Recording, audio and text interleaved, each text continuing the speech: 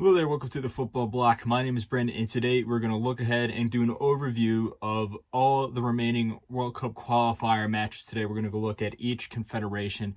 I'm going to give you my predictions for the matches that are going to be in the next few days. So if that sounds interesting, then let's hop right into it.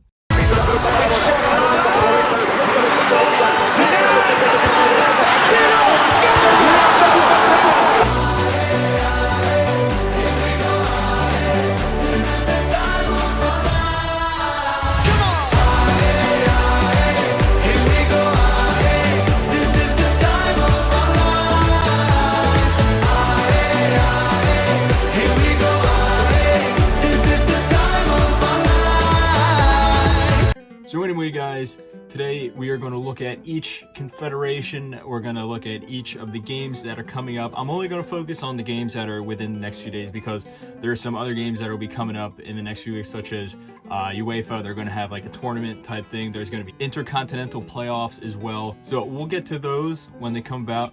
But for now, let's look at what's on hand and what's current. Then to the best of my ability, I'm going to try and predict who is going to go to the World Cup, who's going to fill up the remaining spots for Qatar 2022. So without further ado, let's look ahead to Oceania. And the way it works for Oceania, because they're a very small confederation, and because of the effects of the COVID pandemic, they're kind of just basically recreating the Oceania Cup, and the winner of the cup is going to go to the Intercontinental Playoff. So right here we have the groups, Solomon Islands, Tahiti, Cook Islands, Vanuatu, New Zealand, Papua New Guinea, Fiji, New Caledonia. The tournament's already started, as you can see right here.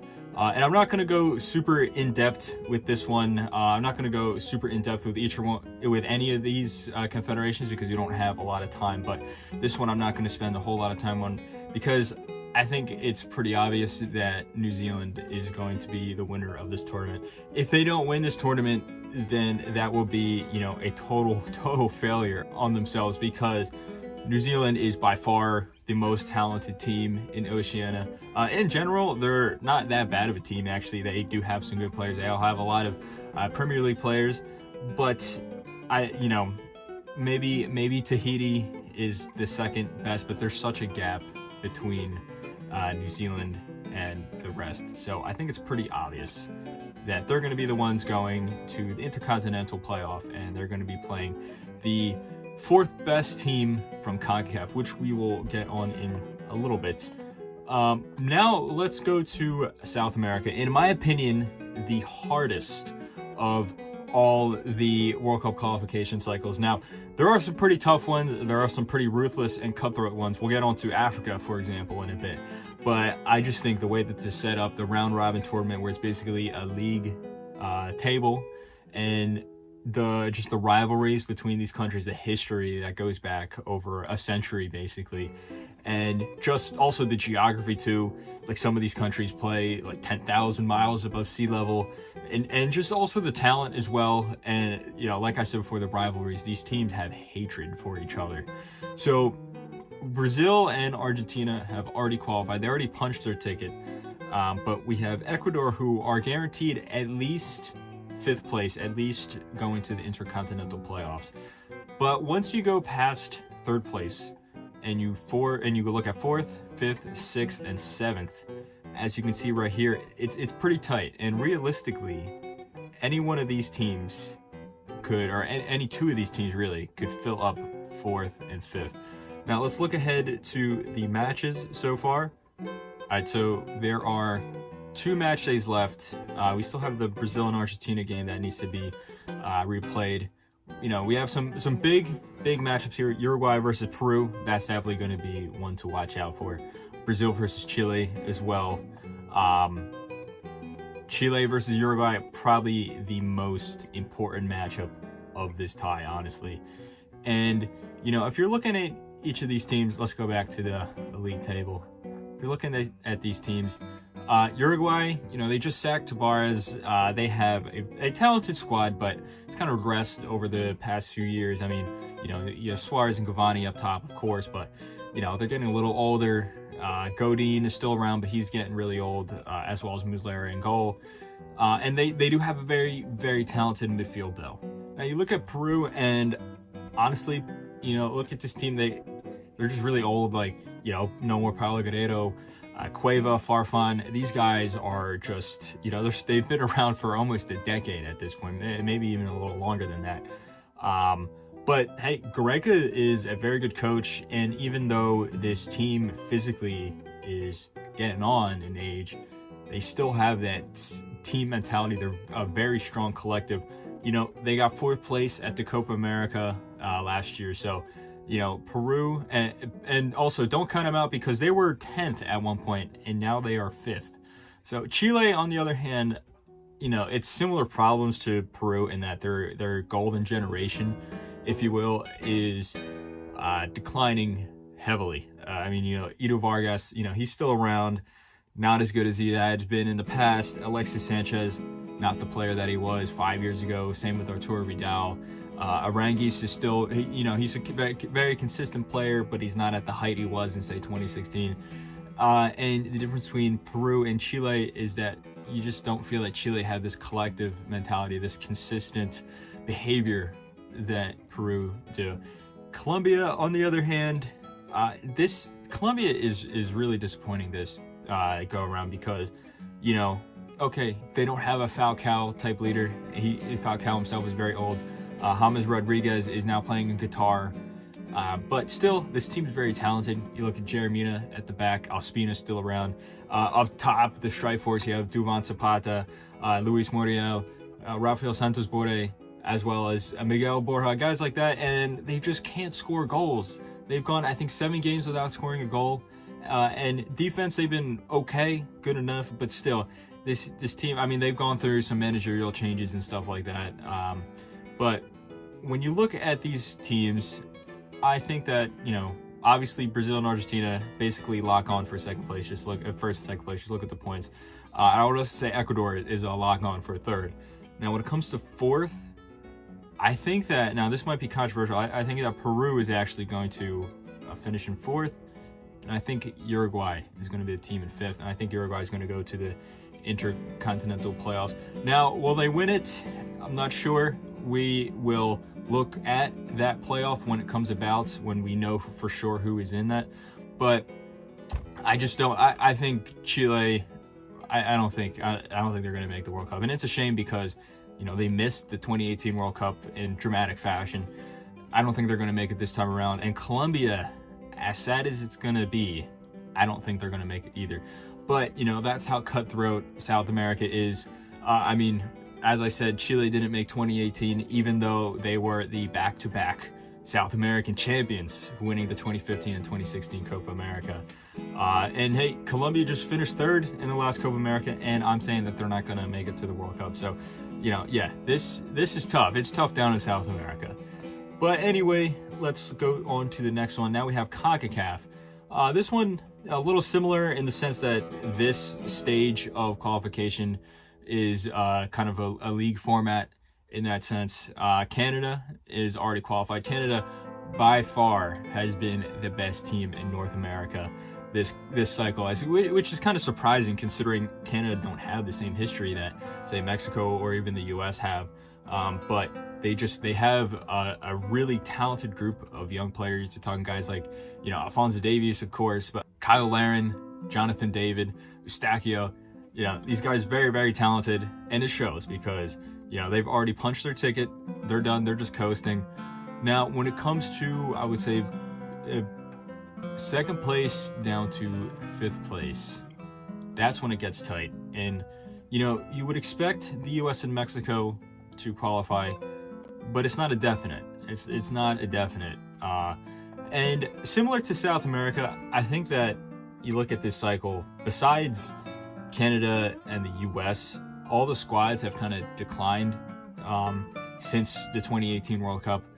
You just look at Costa Rica, the guys that made the quarterfinals at the 2014 World Cup, a lot of them are still there. Brian Ruiz, Bolaños, Keylor Navas, Joel Campbell, a lot of these guys are still there. They're just older and not as good as they were those years ago. Panama, now, of course, that team that made the 2018 World Cup was very, very old. But some of those guys are still around, and a lot of those guys haven't had a lot of, replacements that are as good. But hey, they're still in it. They're still there. I feel really bad for El Salvador because, you know, at the Gold Cup, El Salvador was a very exciting team to watch. They had a lot of unknown players, unknown on a global stage, I guess. And, you know, they surprised a lot of people. And there's still a chance that they make it to the Intercontinental playoffs, but I don't see it. I think that this team is just too inexperienced. Maybe the next cycle they can make it. But let's look at the matches here. So again, there is 3 match days left. We have, you know, a huge game, Mexico between the US at the Azteca. That's going to be really important, especially when you consider that the last 3 meetings between these countries, the USA has won, 2 of those being finals. So this is going to be really important for Mexico, more so for Mexico than it is the United States. Obviously, the United States want to win this match, but Mexico have a chip on their shoulder. You also have some Costa Rica versus Canada, which could be interesting because, of course, Canada already qualified, so they can just be phoning in a performance. But at the same time, you know, this team is so talented that part of me would be surprised if they don't actually play to their potential. Now you also have United States versus Panama as well. That's going to be interesting. And then Panama versus Canada too. And then the last match of this CONCACAF qualification is Costa Rica versus the US in Costa Rica, which is historically a game that the US falter in. So going back to the league table, this could be really interesting. I'm going to say that Mexico finished second. I think that they'll tie that match in the Azteca. I don't think that they're going to win it because, you know, the US has been up and down this cycle. But when it comes to playing Mexico, that's when they play their best. But Mexico, obviously, as I said before, is playing with a chip on their shoulder. So I think that the game's going to finish as a tie. And then judging upon the next few matches, I think that the USA is going to finish third. And then when it comes to the Intercontinental playoff spot, I'm going to say that Panama make it. And that is because I just think that they've been a little more convincing in this cycle as well as in the Gold Cup recently. Costa Rica, they have experience, they do have talent, but I just don't see it. I think that this squad is too old and they just don't have it anymore. They just don't have that drive. So I'm going to say that Panama get to fourth. But again, will they make it to the World Cup? Who knows? They'll probably be playing New Zealand if they make it. And that's not really a definite because New Zealand's not a bad team. So anyway, let's go on to Africa qualification now. This one is so ruthless and so merciless. It's almost a travesty. I mean, you have 10 teams left. Only 5 are going to go through. 2 legs between each. And we're going to see some crazy matchups such as Egypt versus Senegal. Now, these guys just faced off in the AFCON final just a few months ago. We're going to see Cameroon versus Algeria. Cameroon, the champions of the 2017 AFCON, versus Algeria, the champions of the 2019 AFCON. You also have Ghana versus Nigeria, 2 big powerhouses in African football. Now, the other matches, Congo versus Morocco, on paper, doesn't really look like that much of a challenge, but Congo aren't a bad team by any means. And you also have Mali versus Tunisia. Tunisia are a much more historically bigger team than Mali, but don't count out Mali. They do have a lot of talented players, particularly players that play in Europe. When it comes to each of these matches, a lot of them could go either way. For example, Egypt versus Senegal, it really could go either way. I think that Senegal have a much more talented team. I think Egypt's squad, while of course they have Mohamed Salah, and of course they had a bunch of guys who played great at the AFCON, such as Abu Ghobal, the goalkeeper, and Higazi, I think is his name, center back. But Senegal, I think just from top to bottom, just a much better team. Egypt have a particularly strong defense, and we saw in the AFCON final that troubled Senegal a lot. They went all the way to penalties. But I think over the course of 2 legs, I think that Senegal's more proactive attacking prowess is going to ultimately be the difference. And I think that Senegal is going to defeat Egypt and go to the World Cup. So no Salah, no Mohamed Salah at the 2022 World Cup. Mane is going to eliminate his Liverpool teammate Salah, and it's not going to be easy. It's going to be tough. I think it's going to be, really tight. But on to the next match, we have Cameroon versus Algeria. Now, if you told me to predict this match immediately after the AFCON, I would have said easily Cameroon. In my opinion, Cameroon was the best team at AFCON. They finished third place. Toko Kambi and Abubakar were insane, scoring. Abubakar scored 8 goals. Toko Kambi scored 5. Algeria, on the other hand, they went into the tournament with like a 35 match unbeaten streak, and they got eliminated in the group stage. They were atrocious. They were really bad. But in the meantime, Cameroon, because of some political situation or something like that, their coach just got fired by demand of the president of Cameroon. That crazy decision, I don't fully understand why, but I think that could have just thrown a wrench into everything for Cameroon. And Algeria, very, very talented squad. You're talking guys like Mahrez, Yassine Brahimi, Yusuf Baleli. They're a very, very talented squad. And I think that they will also have a chip on their shoulder. They're going to want to make up for that embarrassment at the AFCON. And I'm going to say this match is going to be really, really tight. I'm going to say it's going to go to penalties. And I think Algeria is going to go through. I think Algeria is going to eliminate Cameroon. And Cameroon's going to miss back-to-back World Cups after they failed to qualify for 2018. Now on to the next match, Ghana versus Nigeria. Now if you take a holistic approach to this one, Ghana and Nigeria seem pretty even, but I mean, if you look at them currently, Ghana was very, very poor at the AFCON versus Nigeria, who throughout the group stage, in my opinion, were the best team. Now, of course, they got eliminated in round 16 by Tunisia, but I think that's just because they were missing a lot of their top players. For example, Victor Osimhen was not there. And then also there's a lot of inexperienced youth in this team, but pound for pound, I think they're just much better than Ghana. I think this one is going to be actually the most straightforward out of all of these matchups, and I think that Nigeria is going to eliminate Ghana. I just don't see Ghana getting it together and eliminating this very talented Nigerian side. Now onto this one, we have Congo versus Morocco. I think that this Morocco team may be a little overrated, not as good as people said they were going to be, but still, I think they have enough in the tank to eliminate Congo. Again, not going to be a straightforward match. I think it's going to be pretty tight, but there's just too much talent on Morocco's team for them to falter against Congo. Now onto this one, you have Tunisia versus Mali. Now I've heard some people say that Mali can upset Tunisia, and I definitely think that it's possible, but similar to the last match between Morocco and Congo, I think that Tunisia just have too much experience, too much talent for them to not make it to the World Cup. We saw the best and the worst of Tunisia at the AFCON. They scraped by in the group stage. They almost got eliminated, but at the same time, they put in one of the best individual team performances at the AFCON against Nigeria. So I think if Tunisia play like they did against Nigeria in this game, then it's pretty easily they're going to be the ones going through. And considering the occasion and how important this is, and also the experience, because a lot of these Tunisian guys were at the last World Cup, I'm going to say Tunisia for this one. So anyway, we go on to Asia in Asia's qualification, and they have a format where there's 2 groups, and then the third place teams in each of the groups will then face off against each other and then play the team from South America. Now, if you look at the groups here, so far we have Group A.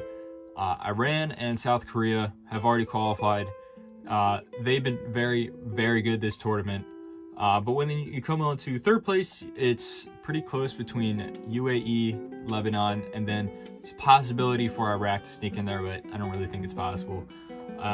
If you just look at these 2 teams, I think the UAE is pretty much a guarantee for third place. I just think they have a much more talented squad than Lebanon, and also they're bolstered by a lot of their guys who have been playing together for a long time. Now, will they defeat the other Asian team? I don't think so. But let's go on to the other group. We have Saudi Arabia, Japan, and Australia.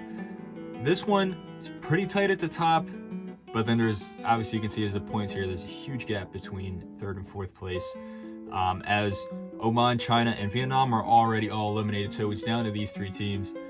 I think that Saudi Arabia is going to clinch top spot. I think that they're going to make it, and then it's going to be between Japan and Australia, and I just think that Japan have been much more consistent throughout this qualification cycle, so I think they're going to finish in 2nd place, but it's still going to be close. And then if you look at the 3rd place, you have Australia versus UAE. Again, I think it's pretty straightforward that Australia would go through. Now, will they defeat the team from South America? Remains to be seen.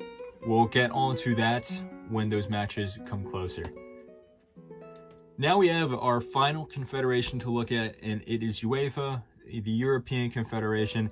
They've done something a little different this time. After they split up all the teams into groups and the top team automatically qualifies, all the 2nd place teams and also teams that have done well in Nations League are in this tournament format with Path A, Path B, and Path C, which each path is kind of acting as a mini tournament for each one. Path A, we have Wales, Austria, Scotland, and Ukraine all facing off against each other.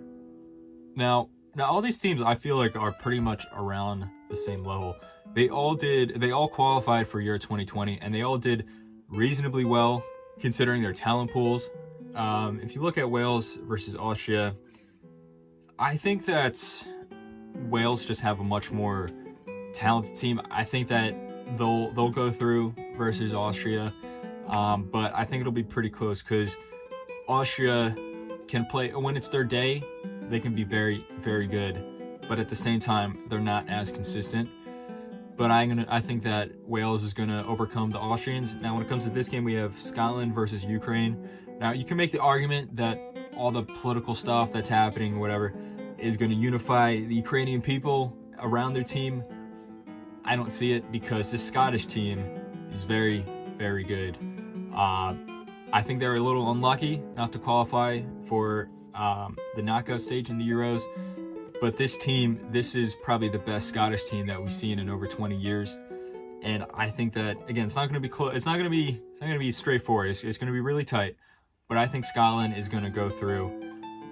When it comes on to, when we go to the semifinals and the finals, I'll do a prediction for each of those games when they come around, because at this point we're just speaking in hypotheticals. I'm only going to predict the games here. But on to the next group, we have Russia, Poland, Sweden, and Czech Republic. Now, for obvious reasons, the Russia-Poland game is not going to happen for political reasons, and Poland goes through automatically. But when you look at Sweden versus Czech Republic, this one is interesting because I thought Sweden were a little disappointing at the Euros. They were good in the group stage. They kind of faltered against Ukraine, ironically, in the round of 16. They were very good in their qualifying group. Czech Republic, on the other hand, were okay in their qualifying group, but they were very, very good at the Euros. They surprised a lot of people. And considering this game, you know, it's a one-off. These two teams, it's not like over 2 legs or anything like that. It's just a one-off. I'm going to say that Czech Republic go through. I just think, you know, look at the form that Patrick Schick has been in for Bayer Leverkusen. I think that Czech Republic are going to overcome Sweden and be the ones to play Poland in the final. Now, we go on to the last group. Now, this one is crazy because we have Portugal, Turkey, Italy, and North Macedonia. So that means that obviously one of Portugal or Italy will not be at the World Cup. So we're either not going to see the reigning European champions at the World Cup, or we're not going to see Cristiano Ronaldo at the World Cup. This is crazy.